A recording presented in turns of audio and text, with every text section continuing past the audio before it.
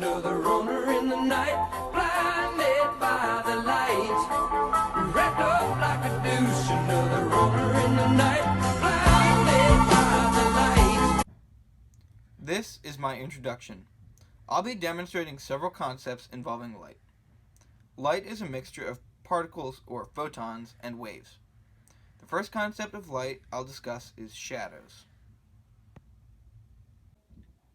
Before I start, I will go over some key terms to help you better understand the lesson. A shadow is formed where light does not reach. An umbra is a total shadow, and a penumbra is a partial shadow.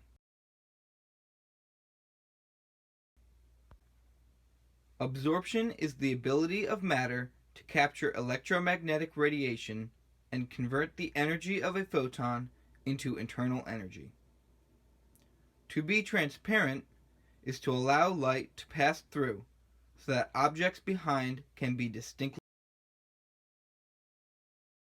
seen. Polarization is a property of waves that can oscillate with more than one orientation. An axis is a line about which a body rotates. Thin beam of light is called a ray. When light shines on an object, some of the rays may be stopped, while others pass on in a straight path. A shadow is formed where light doesn't reach. There are two parts to a shadow, an umbra and a penumbra. A total shadow is called an umbra, while a partial shadow is called the penumbra. A penumbra happens when some of the light is blocked, but where other light fills in. As you can see in the picture, the darkest part is the shadow, and the lighter part on the outer parts of the shadow is the penumbra. A penumbra can also occur when light from a broad source is partially blocked. I will now demonstrate how soft shadows are produced by larger light sources, while sharp shadows are produced by smaller light sources. Right now, the light shining on the cube-shaped speaker is a lamp. The lamp acts as a large light source. Because the lamp is a large light source, the shadow of the speaker can be described as dull or soft, especially when compared to a shadow caused by a small light source, such as a small handheld flashlight, which I will demonstrate next. As compared to the lamp, the flashlight is a smaller light source. The beam emitted from it is thinner and causes the shadow to be harder, and it appears to be more neat and uniform. So, the concept demonstrated in this exhibit is that the factor that affects the hardness or softness of a shadow is the size of the light source. Okay. Next, I'm going to explain the absorption of light and how water and air affect light differently. As you can see, this shirt is a light gray color. I will now pour water on it.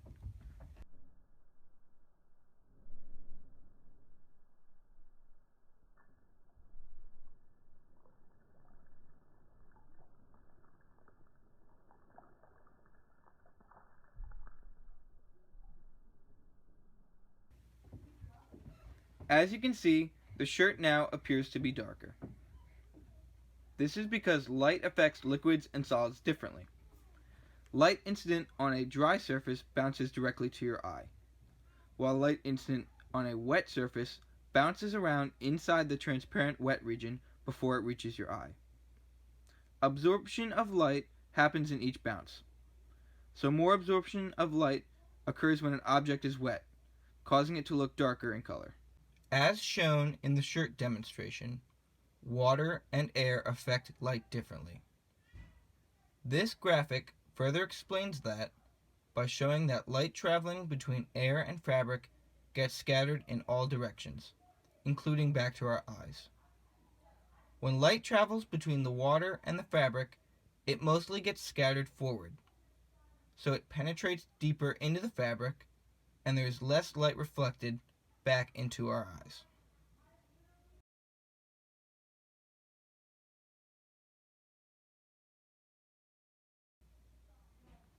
Light travels in waves, and the phenomenon of polarization demonstrates that the waves are transverse, as opposed to longitudinal. For example, if you shake the end of a horizontal rope, the vibrations are back and forth in one direction, and the wave is said to be polarized. If the rope is shaken up and down, it is said to be vertically polarized, and the waves are confined to a vertical plane. If it is shaken side to side, it is horizontally polarized and confined to a horizontal plane. I will now show a visual aid to further explain how light is affected when being confined to these planes. In the top portion of the visual aid, you can see the horizontal and vertical components. The vertical component is able to pass through the first polarizer, but the horizontal is not able to pass through the polarizer. Additionally, you can see on the top right a scenario in which the polarizer is turned, making it impossible for the light to pass through. On the bottom portion of the visual aid, you can see how light is represented by a rope, and polarizers represented by the fences. A similar thing happens as the vertically polarized rope is able to make it through the polarizer, but only when the fence is not turned horizontally.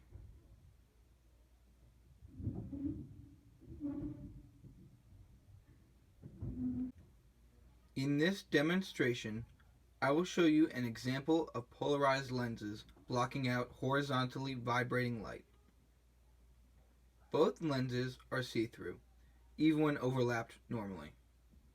But because the lenses are polarized, they will block out light completely when turned at a 90-degree angle. Light passes through the filters when their axes are aligned, but not when they are crossed at 90 degrees.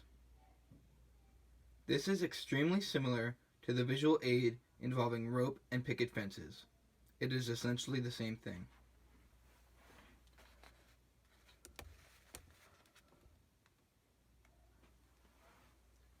As you can see, the image behind the lenses is no longer visible because light cannot pass through. This is my conclusion. Over the course of 3 demos and various visual aids, along with a short explanation of key terms, you should have learned about absorption of light, parts of shadows and how they work, and finally, polarization. More specifically, you should have learned about how sizes of lights affect shadows of an object. You also should have learned about that more absorption of light happens in liquids. Finally, you should have learned about the concept of polarization more in depth, and how light waves are affected by it. With all these things in mind, I hope you can now more fully understand light and how it works.